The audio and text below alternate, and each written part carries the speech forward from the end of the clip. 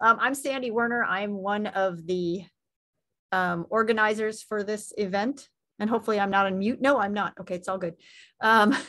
So this month's topic is OB, early OB, and we have two articles. The first, we're going to have an author discussion, and then the second one we'll break up into small groups and discuss. So the first article I picked is actually by Matt Tabbut, who's also from Metro Health. But this is a great article about using the linear transducer for detecting an IUP in the first trimester.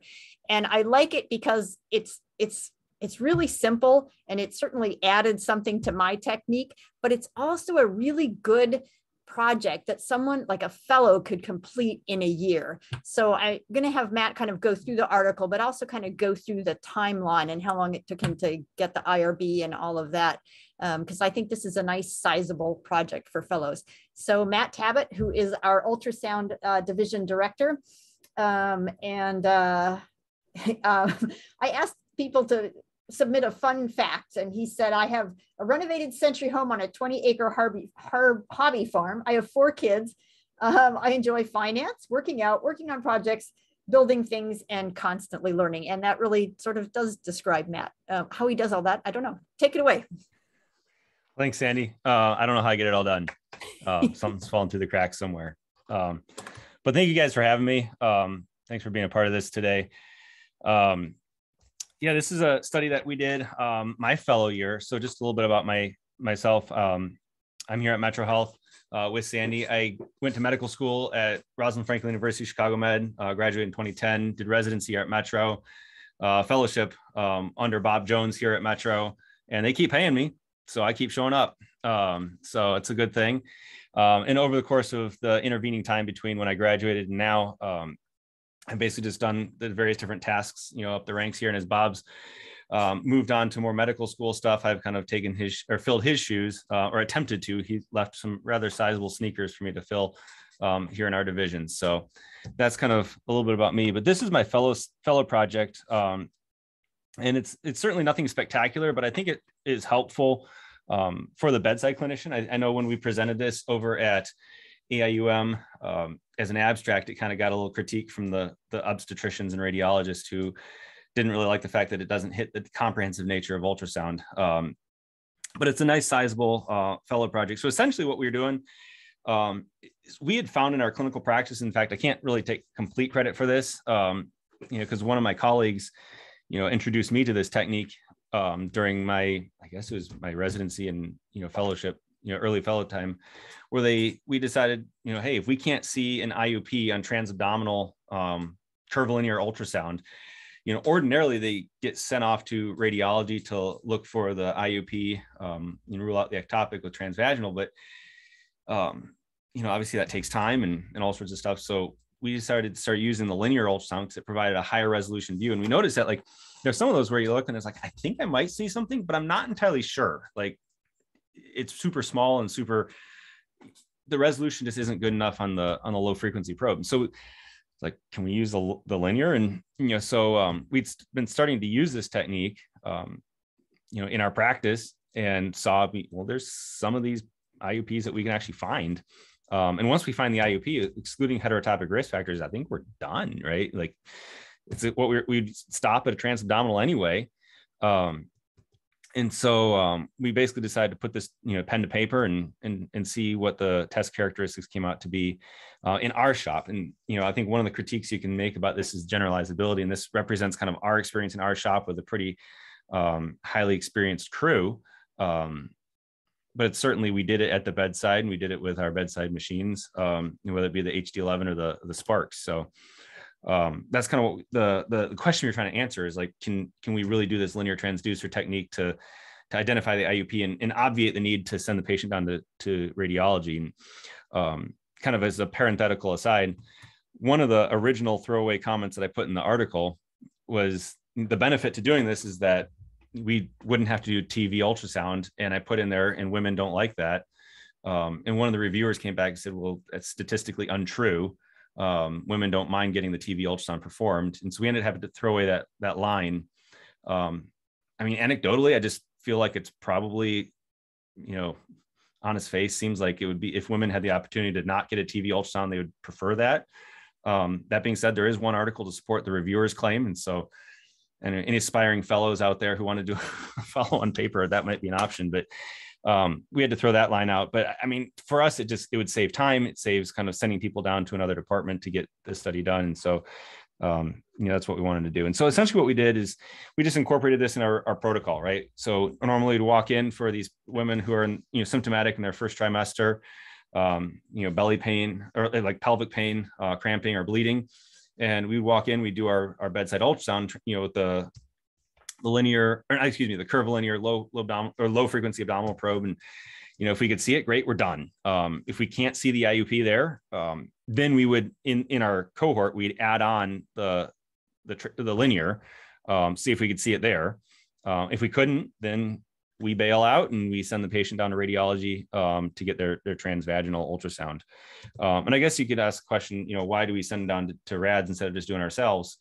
We allowed for that provision in the study, and a few of them were done by us. But what we were seeing just in real time in our practice is that we were kind of having a decrease in the number of transvages done that we were doing. For a couple of reasons. One is radiology increased in our shop, around this time, increased to 24-hour coverage. So a lot of our providers are just saying, they're here all the time. I don't have to call someone in. I can order a study and get it done, and I don't have to do it. And so it's easy for a lot of the providers. And on the flip side, for those of us, there's a limited group of us who could actually do the transvag kind of this time window. And at the time we were using the Sidex OPA, which is a pain in the rear to use, because you had to soak it for a while and then you had to rinse it, in a certain way, and it just took forever. And it's just, so we were seeing a decline in the transvag scans that we were doing at the time. We've since switched to the Trophon for our HLD, and we're trying to do more. But it seemed like it would fit the bill for us. So anyway, back to what we were saying is like we'd incorporate that into our protocol, and if after the TA or the TA linear we couldn't see anything, then we'd send them down to rads or either do it ourselves, and just kind of see what the final outcome was. And so if you look on the methods page, you can see kind of we enrolled 88 people. We threw out 7 because they fit our exclusion criteria, and so we're left with 81. And kind of in gross numbers, about a third of the patients that we scanned, we couldn't see or we had to go down this extended pathway. So 2/3, we just saw what we needed to see. And about a third of them, we went on to linear transducers, 27 out of the 81. And of those, we identified an IUP, and I think it was about 20%, of the people that we scanned with the linear. And then the rest of them, we couldn't see it. And so they just failed our protocol and had to go down and get the TV. Interestingly enough, though, when they got the TV, we really only identified 3 more patients as having an IUP. The rest of them were just way too early to quantify or to identify, even with a transvaginal transducer. We did collect data about how far down you could go, because this is going to be the real problem with this technique is just habitus. And we have our patient habitus kind of varies here in Metro. I mean, it's probably very consistent with everyone else's clinical experience. We have people who are super thin and people who are super not. And so it tends to work better when you're kind of in that 3 to 5 centimeter range from skin surface to the top of the gestational sac. So we included that, and I think our average depth to IUP was somewhere in the 3 centimeter range.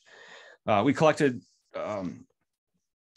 serum quant values, and except for one outlier that just was way high, most of our quant values were below what we'd consider the discriminatory zone. Whatever value you want to put on the discriminatory zone, I know there's a lot of debate about that, kind of along like the IVC route. But they're low quants, which would kind of go along with our hypothesis that if you just don't see it, it's just probably too early to be seen with any technique. So we basically drew the conclusion that, hey, at the bedside, when this is done by an ED physician, and obviously this isn't going to supplant comprehensive scanning because we're not looking at the adnexa, we're looking strictly for the IUP, and then we're done. So when you're in that scenario, I want to identify the intrauterine pregnancy, and I'm good with that and that alone. This can obviate the need for for transvag ultrasound. Potentially up to 30% of our patients, though the number is going to be a little smaller given the fact that it's not going to find all of them that need TV. So we would say like 20% decrease in transvag rate based on kind of the data that we're seeing. So as for the question from Sandy about timeline, this was, again, it was my fellow study. They made me do 2 fellow studies when I was a fellow. So the second one just kind of got back burner and took me a lot longer. But this one was kind of my primary study. And I think the key takeaways, for fellows doing these is, obviously, it's nice to kind of come out with what the reason 3 or 4 paper, whatever Romulo's on right now, and just kind of have that big box office, hit the New England Journal.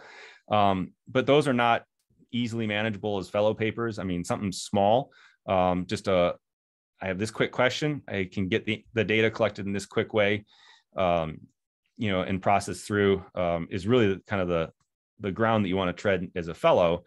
And so for us, I mean, obviously we have to get started doing all of our research, privileging at Metros. We had to take some coursework, get signed off of the IRB, and the IRB process itself, once you start the paper, I mean, for my first one, took a while. They don't take as long anymore because either one, I have medical students and residents that do them for me now, or I've done a few of them and I've kind of anticipate the questions that are coming up. It took a while, like we'd submit and then a couple months later, it'd get approved.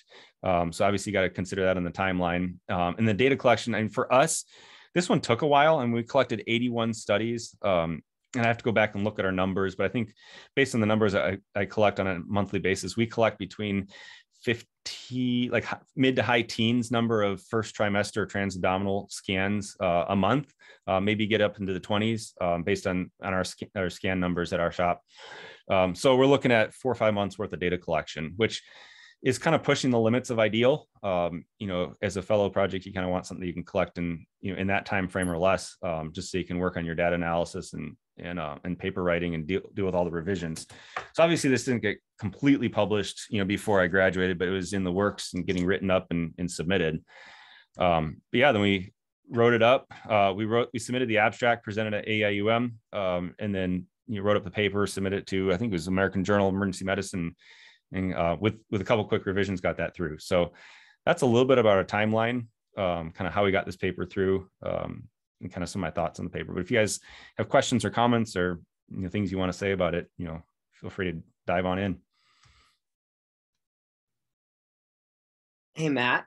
Yeah. I think I wanted to just kind of talk a little bit more about, like, you made an excellent point, which is with our fellows, it's always tough with the research project, because it's not just come up with a good project. There's tons of good ideas. It's come up with a good idea that you can do in a year and actually, get through.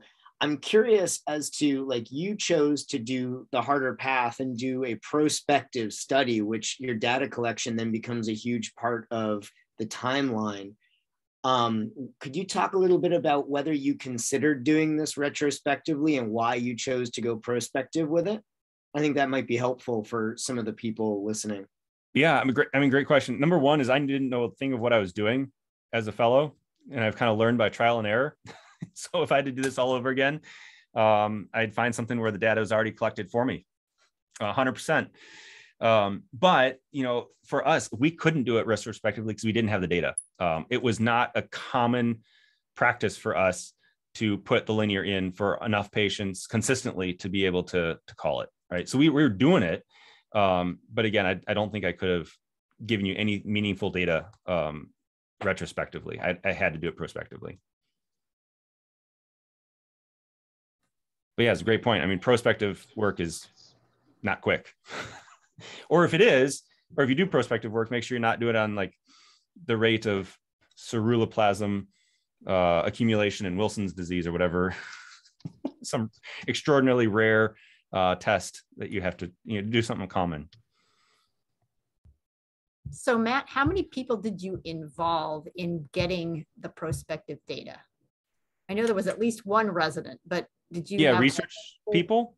Yeah, well, did you have a whole bunch of residents or ultrasound people to get to the 88 patients? Yeah, so this is, we commented on it a little bit in the paper.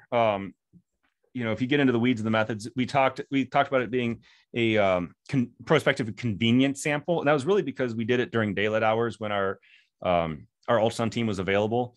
And so we have the benefit and the luxury at Metro having a sonographer that works in the ED with us, right? So it's our educator, and she also does a lot of the, making sure the machines are still running work. And so really she and I, because obviously it was my fellow year, so I was in the office a ton, or I was clinically working, a lot too. She and I did all the recruitment and scanning. And so, you could say there's a limitization in the generalizability, and that this isn't the overnight study from some person who does, a handful of first tries, in a year. We did it kind of out of convenience because we could get as much data as possible that way. And it was easy to kind of get the study team up and running. So we had, there's a resident that was working with me on it, more just kind of have a resident helping on the project. But Diana and I did, the bulk of the enrollment, just because that's when we were around and available to do it. Wow, that's kind of, it's a lot of patience to get on your own. I was just curious if you had involved a medical student or another. No, it's just real time, whatever came into the department. So we kind of had to wait for patients to show up with the complaint needing scanned. See a hand raise. Hi, good afternoon. Larry Melniker here. Great study. I think the way you did it was really the only way you could have done it. And with the patients effectively functioning as their own controls, I think the convenience sampling is not a tremendous hit in terms of methodology. For a long time now, the hardest problem with generalizing this is that most of the time when you connect a linear probe to a machine, you can't pull up a calculations package for your first trimester pregnancy, your crown rump length, your even the fetal heart rate. We've been arguing with manufacturers for decades. An emergency physician should be able to do anything they want to do with a probe. You're never going to see a calc package for an endocavity probe for looking at peritonsillar abscesses. If I need to do an echo on a 2-week-old, I reach for the linear probe. You always want to use the highest frequency probe that will penetrate as far as your organ or tissue of interest. So it makes perfect sense that you would approach this problem in the way that you did. Really terrific job. I have a question for you and for anyone else on, this idea that fellows must do projects that are completed during fellowship is something I've knocked heads with the fellowship directors here at Methodist. I've knocked heads with the residency directors. Don't understand why it's not acceptable for scholarly activity to initiate a scientifically relevant investigation, even if it takes 3 years to complete. And if someone does a good job of developing that project, they should get credit for their scholarly activity. And there's entirely too much emphasis on getting the abstract out or getting the paper out during fellowship, my opinion. Larry, I don't know if what's up with your program. I know with our fellows, we just require that they submit to the IRB. Once it's submitted, we've checked the box, and then we give them their time to kind of do the analysis and get the publishing done. Yeah, I think that's the new requirement. If you have an accredited program, it actually just is that they have to have submitted an IRB. It doesn't have to actually be that it's completed. And is there any later check to see that the project was completed? Or I'm just curious, because if somebody submits something to the IRB and it never gets followed through, I mean, how are they looking at that, or it doesn't really matter? Yeah, that's a great point, Sandy. It's definitely not enough to just get it through the IRB. There has to be some evidence that it results in new science. And that's one of the things that we've thought through, is just, the accountability of getting the project done. Like if, if there's not a completion hook in there, once the fellow graduates, there's not a lot of leverage you have anymore, in terms of getting the project done. So, I agree. Like, I think it'd be nice to involve fellows in bigger scale projects. And I'm not in part of the decision-making tree for what size project qualifies or anything to that effect. That's for other people, but I don't know. We like to try to do something that we can get 3/4 of the way through, and all that's left is, actually finalizing getting the final touches and in submission. Because I think it shows this a degree of responsibility in terms of getting the project across the finish line. And once you've done that much, may as well just finish. It's not that's the easy part of kind of doing the edits and final submission. So as to your point though about the linear transducer and presets, this is going to be certainly machine specific. We use Philips machines in our department, and so we actually can create specific presets using these different transducers. And so we created a preset. It's the linear OB preset, and so it allows you to it pulls in the calc packages, the measurement packages, and so we could just hit linear OB. It has linear, has the OB, the settings in terms of, gain, depth, and focus, and, all of our filters, and then, the calc and preset packages, built into that. So it made it really easy for us, just to be able to incorporate this into our practice. But certainly if you're working with an older sonocyte type machine where you're just really limited into kind of the different categories they have, that may be a challenge. I'm glad you enjoyed the fruits of some heavy multi-decadal effort. There was a time when you couldn't write a report on a machine, and when we asked them, told them we needed to write reports because we were actually acting on things in real time, the manufacturer said, we don't do that. We do images, we don't do text. And went back and forth a couple of times, and we finally said, we're actually not asking you if you're going to do this, we're asking you when you're going to do this. So the mixing and matching and ability to create presets is long sought after and a wonderful feature. Well, it's interesting. Like, having said that, I feel like I got lucky and came in at an interesting time where I'm, got in, I can stand on the shoulders of giants, so there's all the generation, in front of me, who basically created bedside ultrasound. And now we're even like a generation removed. So the fellows that are coming in now are, just benefiting from all the work that are done by, by the various different, people throughout the spectrum in terms of when they've come in for ultrasound. So it's been a fun path to follow over the last decade or so. Hey, Matt, do you mind if I ask a question? This is Laura Polo from UT Southwestern. Nice job. Very interesting study. I remember looking at this a while back. So I was just curious. So just to clarify, so you had 27 patients who had a negative IUP with the curvilinear probe. Mm-hmm. And of those, 9 patients had an IUP using the linear transducer. Correct. I was wondering, did anybody else review those scans to, just confirm that there was no IUP using the curvilinear probe? And then I was also wondering, just because we struggle with this, the data collection for prospective studies, like what made you actually stop, with your numbers? I didn't see like a statistical calculation of, how many patients you guys were going toward, or I was just curious if you stopped because what happens with us, we just run out of time and resources. So. No, that's a great question. So it's been a while, so I can't remember all the details, right? But basically, so Diane and I did this project together. She and I were looked at almost all the studies. Now, there might have been a study that I enrolled overnight when I was working on a night shift and that she wasn't involved in. Perhaps, I don't remember.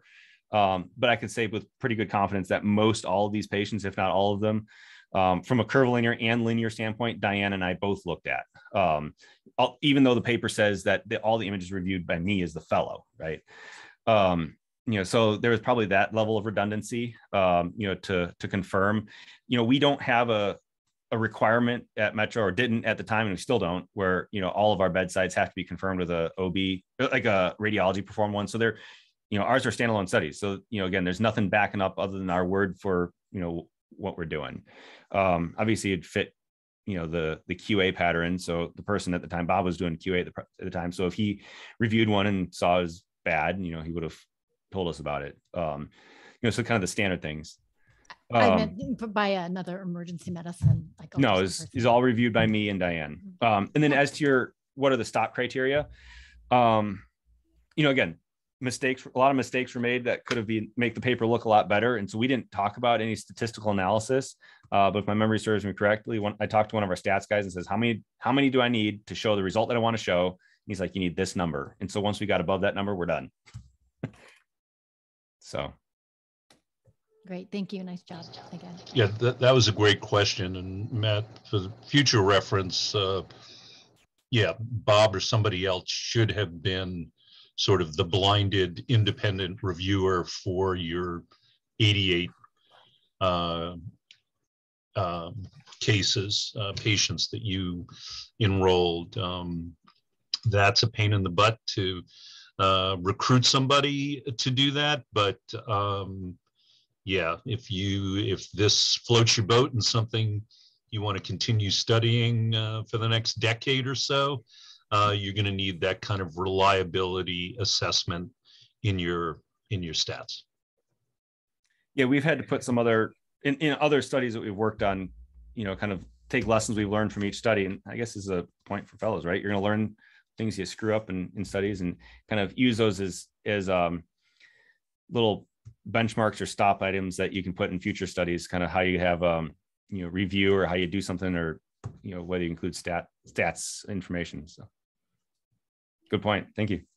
There are no perfect studies. And if it looks really amazing, like flawless, go to the very end, and it's usually funded by a drug company or something like that. Yep. Hey, Matt, yes. Because you guys had availability of radiology studies, did you have any issue with the IRB or your OB-GYN department putting this study together, where they're saying that the standard at your shop was to do the radiology study, or did they accept right away that like this was within your scope and you could do this and no big deal? No, we had no problems. Largely, like we were talking before about standing on the shoulders of giants, those fights had already been fought at our place. And so, it was equally acceptable to do ours versus radiology from a clinical care perspective. Like we had no pushback. At the time, the pushback that we were getting is if we sent them down for a radiology performed one, we had to put a Foley in so they could do the drain in and fill the bladder thing for TA and TV. It was stupid, and that's been fixed since then. That was the pushback we'd get from radiology. And then still, like if we send them down for rads and I have a negative or have an indeterminate transabdominal, they'll repeat the transabdominal before they do the TV, even though all I need is a TV. So there's things like that. But again, from getting it through the IRB standpoint, like we had no issues. We just said, this is what we do. The big issue is we had the extra pages of paperwork to do in the IRB saying we're studying pregnant women. So I had to write up a little summary of, this is not harmful to babies unless you use it for a very, very long period of time, but we're not using it for a very, very long period of time. And 1 to 2 minutes of scanning is really not going to hurt the baby. And, and once they reviewed it, they're like, good to go. So, but we did have to show I did have to go and write, I think, a little paragraph about the, biosafety in fetal pregnancy or fetal ultrasound. So. Cool. All right. We are going to break into our small groups to discuss the second article. Thank you very much, Matt. And thanks for hanging out to be a moderator too. That was really good. So our moderators for today are Matt Tabbut and myself, and Nikolai Schnitke, who's from Oregon Health and Science and actually has a PhD in addition to his MD, where he did work on neuronal regeneration of the olfactory epithelial system. So I'm not sure how that got into ultrasound, but you never know. And Monica Luciak, who is at Resurrection in Chicago. She's the ultrasound director and medical student co-director. And John DeAngelis from the University of Rochester, and Lynn Rapolo, who's from University of Texas Southwestern. She's ultrasound faculty and a professor. And also her fun fact is that she did the ultrasound fellowship after 15 years and the residency leadership. So she did it as a PGY 20. I'm not sure what the pay grade is for that, but wow. Congratulations. Okay, Dan, we are ready to be broken up.